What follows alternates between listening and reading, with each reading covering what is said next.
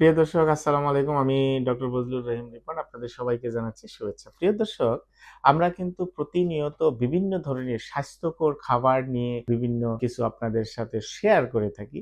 সেরকম একটি খাবার আজকে আলোচনা করব।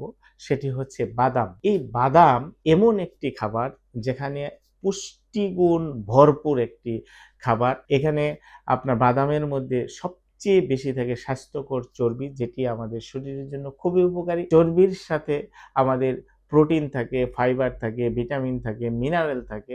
সুতরাং আমরা যদি নিয়মিত এক মুঠ করে বাদাম খাই, যে বাদাম খেলে আমাদের শরীরের জন্য অনেক উপকারে আসে, বিশেষ করে হৃদরোগের ঝুঁকি অনেকটাই কমে। বাদামের মধ্যে যে আপনার ফাইবার আছে, সেই ফাইবারগুলি আমাদের রক্তের কোলেস্টেরল, বিশেষ করে এলডিএল কমাতে সহায়তা করে এবং হৃদযন্ত্রকে অনেকটা হেলদি রাখে। এবং বাদাম খেলে আমাদের কিন্তু ওজনও নিয়ন্ত্রণ হয়, কারণ বাদামের মধ্যে ফাইবার থাকার কারণে আমাদের পেটটা দীর্ঘ সময় ভরা থাকে, ফলে অতিরিক্ত খাবারের প্রবণতাটা কমে যায় এবং ওজন নিয়ন্ত্রণে অনেকটা সহায়তা করে। বাদামের মধ্যে যেহেতু ভালো প্রোটিন আছে এবং ক্যালসিয়াম আছে, ম্যাগনেসিয়াম আছে, এগুলি আমাদের হাড়কে মজবুত রাখে এবং পেশিকে শক্তিশালী রাখতে অনেকাংশে সহায়তা করে। এবং এই বাদামের মধ্যে ওমেগা 3 ফ্যাটি অ্যাসিড থাকার কারণে এই ওমেগা 3 ফ্যাটি অ্যাসিড আমাদের মস্তিষ্কের স্বাস্থ্যকে কিন্তু অনেকটা